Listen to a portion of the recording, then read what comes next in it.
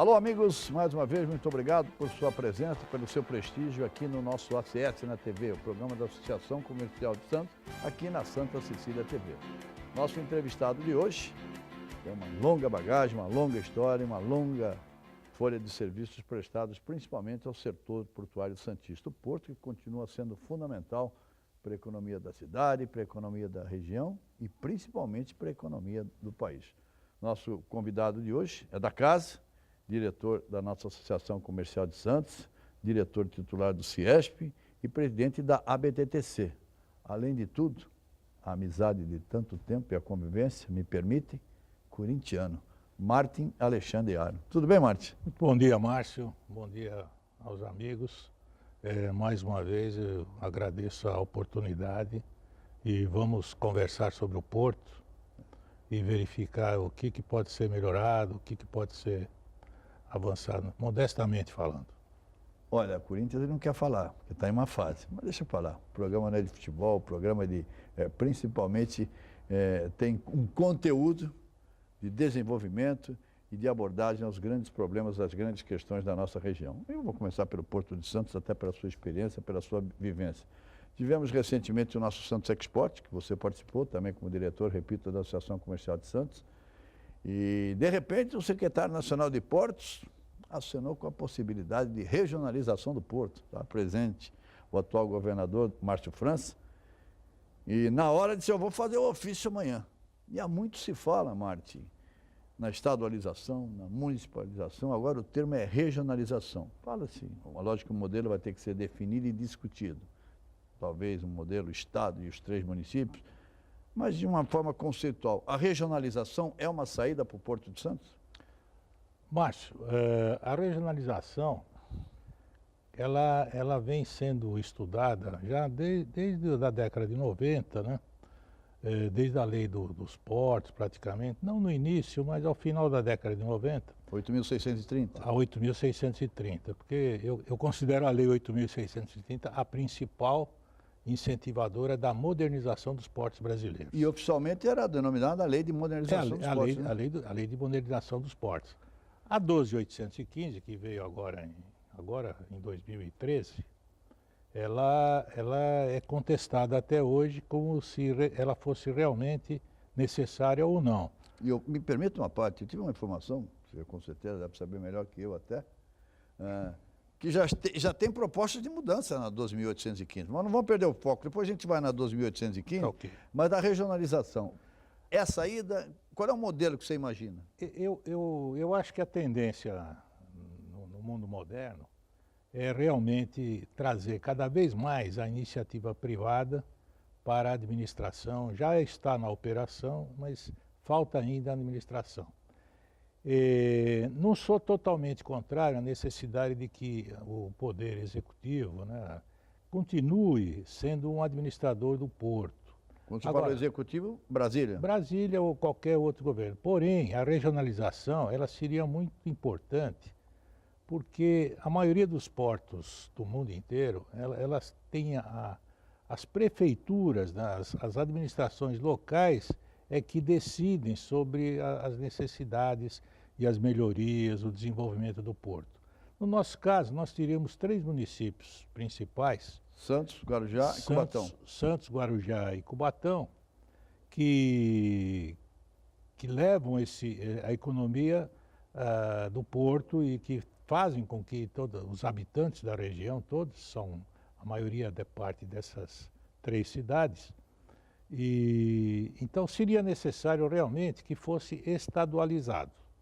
Onde você fala, me permita interrompê-lo, Martim, estadualizado seria o Estado ter o controle total ou o Estado e 3 municípios? Não. Como, por exemplo, numa conversa informal, o Márcio França até admitiu. Bom, a nossa experiência política, né, embora nunca tenha sido um político, mas nós acompanhamos a política. Eu não acredito que 3 prefeitos, por mais vontade política e bem intencionados que sejam, conseguiriam atender às necessidades. Por isso eu acho que uma única cabeça dirigente, que seria o Estado de São Paulo, através de uma secretaria, fizesse esse gerenciamento. Eu não estou com isso desmerecendo a administração federal do Porto de Santos. O que eu critico, e aí eu volto um pouquinho para a Lei 12.815, Isso, por favor, Márcio. é a centralização, de novo, das decisões sobre o porto ficarem em Brasília. Isso já tinha sido abandonado na Lei 8.630. As autoridades portuárias, no caso a nossa, a CODESP, tinham uma autonomia muito importante para fazer o seu desenvolvimento do porto, e a Lei 12.815 retirou isso. E então essa centralização, de novo, em Brasília, até agora não se mostrou muito eficiente, embora a atual gestão da CODESP tenha feito alguns avanços importantes, no caso da dragagem. Concordo plenamente. O conceito novo do pé de piloto, a hidrovia que está praticamente pronta para funcionar, ainda é muito incipiente. Então, eu só acho isso. A estadualização do Porto de Santos seria um benefício, porque traria para a região as decisões. Marty, você está indo ao encontro de que pensa a grande maioria, sem dúvida alguma, pelo seu bom senso e principalmente pela experiência. Mas há aquela famosa, nada contra os políticos, mas há a famosa preocupação envolvendo a politização no processo de indicação dos dirigentes da CODESP. E aí surgiu uma ideia durante o Santos Export, uma conversa assim bem informal. Como impedir isso? Ou seja, colocar técnicos profissionais para dirigir a empresa. E aí foi até o Sérgio Aquino que deu a ideia. Porque, olha, o Estado tem o controle, ou o Estado e os municípios, eles indicam os nomes e o Conselho de Autoridade Portuária, o CAP, aprova ou não. Obviamente, restabelecendo o caráter deliberativo do Conselho de Autoridade Portuária. Porque lá no CAP, você faz parte do CAP, está toda a representatividade do Porto. O que você acha dessa ideia? Olha, ideia agora macro.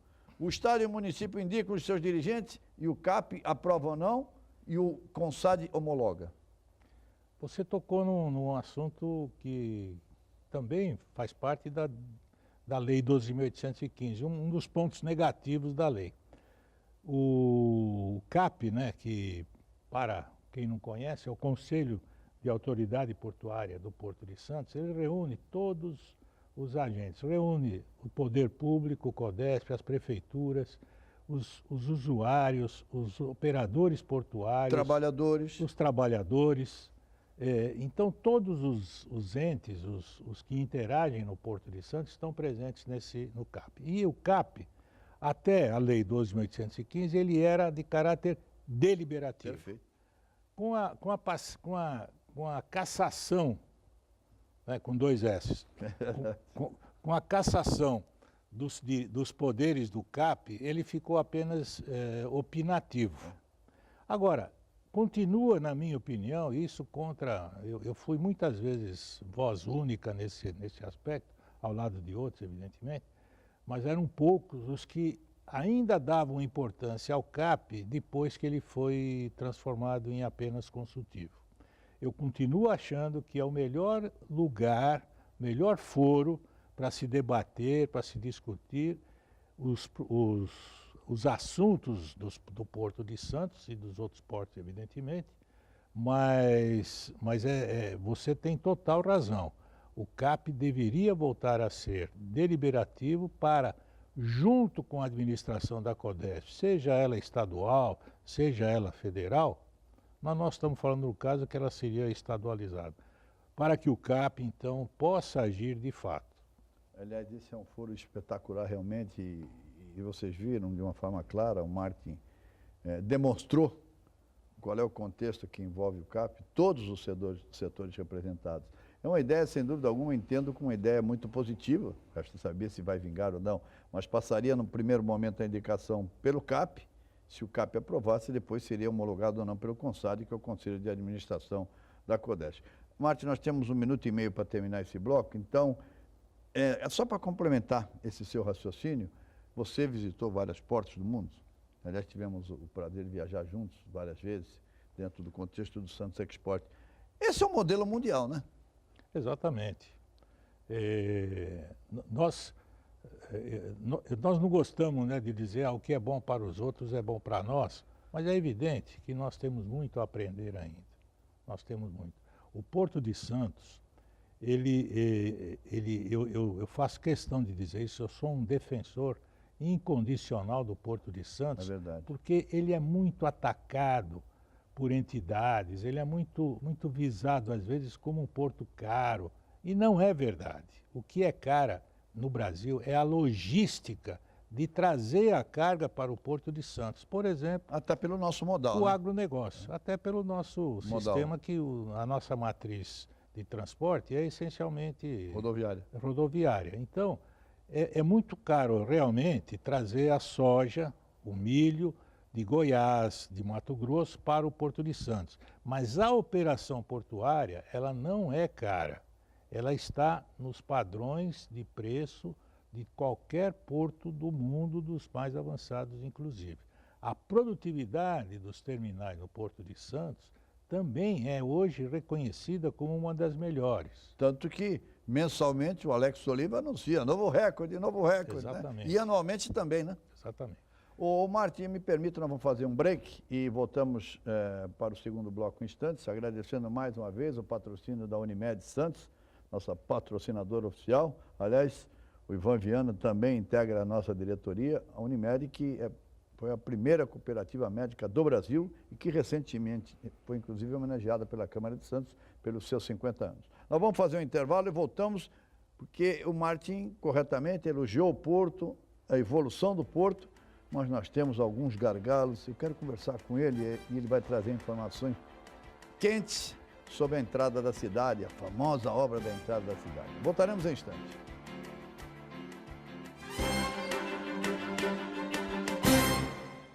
Olá.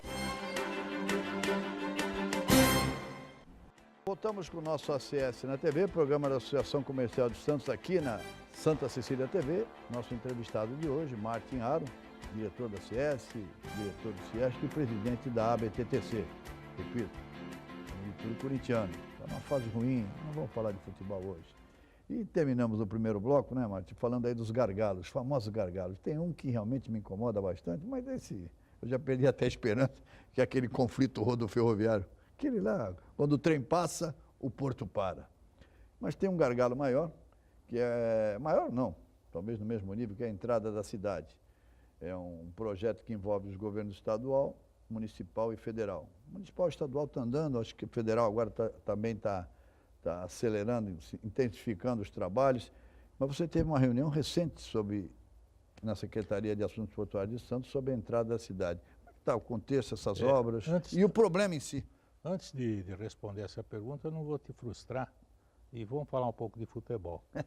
Eu não estou abordando hoje, evidentemente, porque além do Corinthians estar numa má fase, a gente começou a fazer contas sobre o rebaixamento. Isso é a pior coisa que existe. Então, time grande não cai, escorrega. Então eu me abstenho de falar sobre futebol. Ele é fanático, viu? Isso é fanático, viu? E até porque o Corinthians está muito abastecido de títulos, né? Tanto é que os palmeirenses, quando foram votar na eleição, quando pediram o título, o Palmeiras não tinha título para mostrar na mesa. Mas teve direito a voto. Teve mesmo sem título, tem direito a voto. É. Brincadeira palmeirense. Martim, entrada da cidade. Então, a entrada da cidade.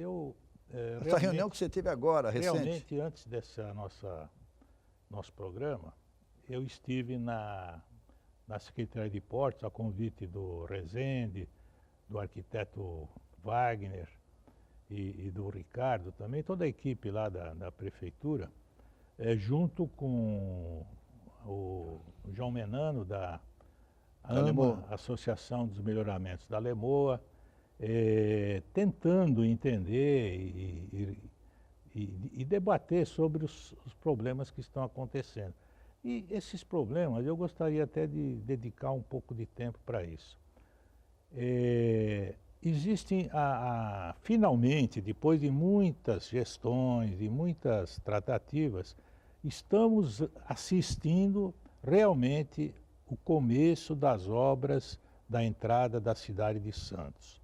Nós tivemos aqui problemas muito graves, você se lembra daquele incêndio Sim. que durou 11 dias, onde o porto praticamente ficou parado porque a única entrada para o porto ficou obstruída. Só para o telespectador, situar o espectador, o telespectador, mas quando você já vai chegando a Santos, passa aquele monumento do peixe, tem aquele viaduto que sobe, é a única via de acesso. É ali, é aquela área que a gente se refere, não é isso? Em toda essa, desde o do Casqueiro até aqui, então as obras. Hoje eu tive a oportunidade de ver a primeira planta, né, dessas obras. Então, você falou muito bem, elas dependem da iniciativa municipal, da iniciativa estadual e da federal. A municipal e a estadual já têm praticamente iniciados os seus projetos. Agora, o que eu gostaria de pedir, e já que eu tenho esse veículo à disposição, agradeço você, é que parte da diretoria. Nós temos assistido em alguns momentos, justamente porque as obras estão começando, o trânsito da Lemoa, principalmente ali, ele ficou um pouco prejudicado. Mas ninguém tem responsabilidade. Eu não vou falar a palavra culpa, porque a culpa sempre indica uma coisa ruim. Eu estou falando a responsabilidade... Indica dolo. Indica dolo. A responsabilidade total pelos problemas que estão acontecendo, que com certeza vão acontecer. Não se pode fazer obras que vão durar aproximadamente, segundo a Ecovias, 3 anos. É impossível que não se tenha agravamento em alguns pontos durante algum tempo, durante muito tempo. Em alguns desses pontos nós vamos ter que achar soluções e quem precisa colaborar com essas soluções, e nesse ponto eu me faço aqui, eu chamo para mim para minha sardinha essa brasa, a BTTC, ela tem sempre contribuído com as autoridades e hoje eu tive a oportunidade de mais uma vez colocar a BTTC à disposição de todos os que interagem naquela área, para a necessidade de, em vez de criticarmos uns aos outros, porque nós temos o seguinte, os caminhões que descem, eles às vezes costumam descer sem agendamento. Ainda acontece isso. Mas hoje é obrigatório o agendamento, janela, o agendamento para o porto já é obrigatório e nós temos que melhorar esse agendamento para os próprios terminais retroportuários, para evitar que caminhões cheguem e fiquem esperando muito tempo para serem... Porque esse agendamento ainda precisa ser melhorado. Progrediu muito, mas precisa ser melhorado. Então nós temos que ter a colaboração da prefeitura para que não transforme a multa num único instrumento. Que o CET coloque bastante agentes, desde o início da manhã, à noite, se possível 24 horas, para disciplinar o tráfego. Que a Codesp enxergue a Lemoa como uma extensão do porto, mas não juridicamente. Né? Entendi. Porque existe sempre o temor de que, de repente, a Lemoa, que é uma área privada... não está fora do porto organizado? Está fora do porto organizado, sim. Então ela não tem que receber... Melhorias? Não, tem que melhoria sim, mas não tem que receber regulação da ANTAC ou de outras coisas. Ela tem que sim receber a regulação que já existe da prefeitura e colaborar com as outras entidades. É nesse sentido que eu acho que prefeitura, Codesp, Ecovias, sim. Ecovias, governo do estado e o governo federal, tem que juntos, e a BTTC se dispõe a fazer isso, né, a contribuir para que tenhamos um pouco de paciência que durante esses próximos meses e até 2 anos, nós vamos ter melhoramentos sim, mas vamos precisar colaborar com as obras, que não se faz obra sem interferência no viário da cidade. É nesse sentido que a minha reunião hoje eu participei, da qual eu participei, eu tive que fazer esse tipo de intervenção. Porque quando as coisas andam mal, começa-se a procurar sempre culpados. Então, alguns terminais acham que que são as transportadoras. Algumas transportadoras acham que o terminal não fica aberto 24 horas, né? E eu repito, terminal é empresa privada e ele vai ficar aberto 24 horas se houver programação e trabalho para isso, e demanda. Se não houver demanda, o terminal não vai ficar aberto 24 horas. É preciso que toda a comunidade entenda isso e a gente tem defendido essas ideias o tempo todo. É nesse sentido que eu peço que nós vamos ter que colaborar. Muito bom. Fazer mais um intervalo, o programa flui naturalmente, muito bom. O assunto Porto, o Porto é sempre fascinante. E, aliás, cada vez mais o Porto me fascina. Vamos fazer mais um intervalo e voltaremos em instantes para o nosso terceiro e último bloco com Martin Aro. Agradecendo mais uma vez o patrocínio da Unimed Santos. Voltaremos em instantes.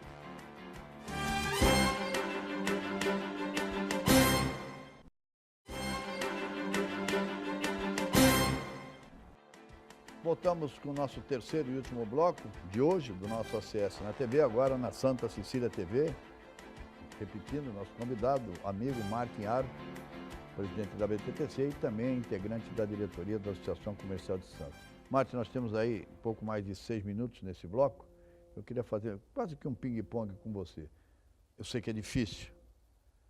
Estamos aí em final de governo, consequentemente, nada contra os atuais diretores. Mas se abre a perspectiva de grandes mudanças da Codesp. Que futuro você projeta para a Codesp? O que diz sua bola de cristal? Olha, você falou bem, bola de cristal, né? Tradicionalmente, a Codesp, ela tem sido dirigida a cada período, evidentemente, o governo federal.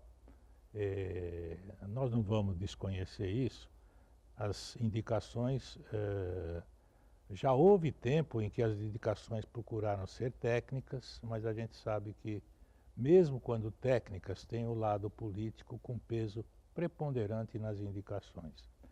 Evidentemente, não é o desejável. A gente gostaria que sempre fossem técnicos, mas nós não podemos também esquecer que não dá para ser purista nesse campo. A gente reconhece. O que nós temos que torcer é que, quando não for um essencialmente técnico, que pelo menos ele se suporte com técnicos, né, para que possa fazer uma boa gestão. E nesse sentido, eu acho que muita coisa avançou nesse aspecto. Justiça seja feita o trabalho feito pelo Alex Oliva, né? Eu fazendo um belo trabalho na Codesp. Você concorda, Martin? Eu concordo. Tenho conversado com ele, ele participa ativamente do CAP também, Conselho de Autoridade Portuária. E mesmo, eu vou repetir, mesmo sendo o CAP apenas consultivo, ele sempre deu atenção e atendeu aos pedidos que foram feitos através do Conselho. Então, nesse aspecto, eu vejo ele como um dirigente que...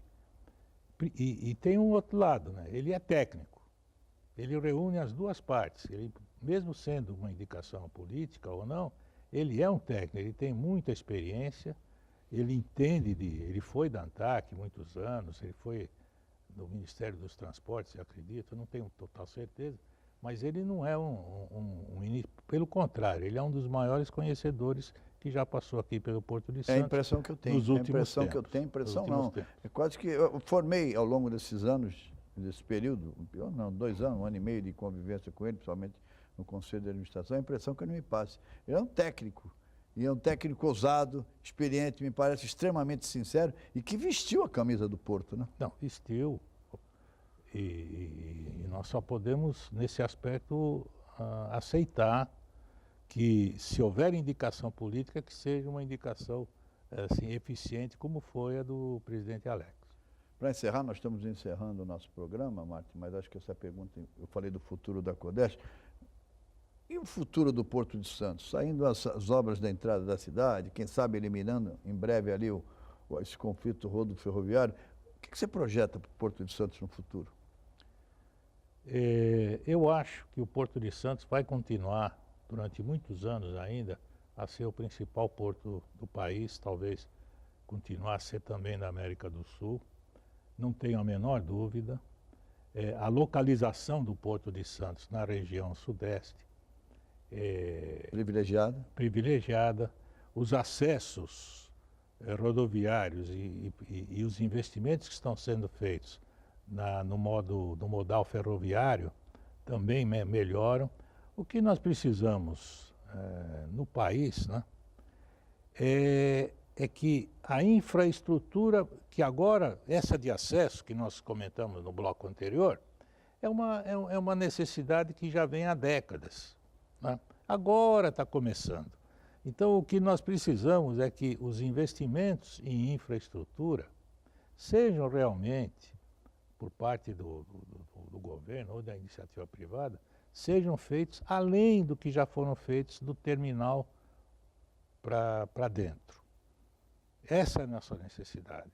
Nós ainda carecemos muito. Se você pensar,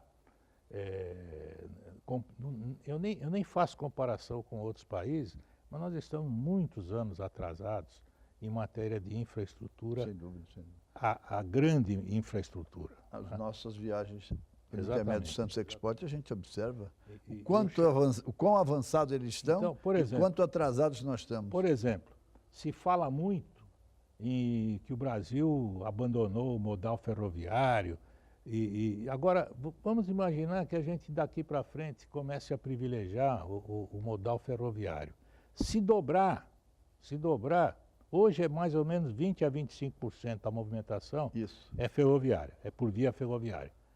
Se dobrar esse movimento, e você sabe que projetos ferroviários demoram 10 anos, 10, 15 Sim. anos, se dobrar, ainda assim nós vamos ter 60% do movimento chegando pelos outros modais, principalmente o rodoviário. Vamos encerrar, mas antes eu quero fazer rigorosamente, um bate-bola, resposta seca. Temos 2 candidatos à presidência da República.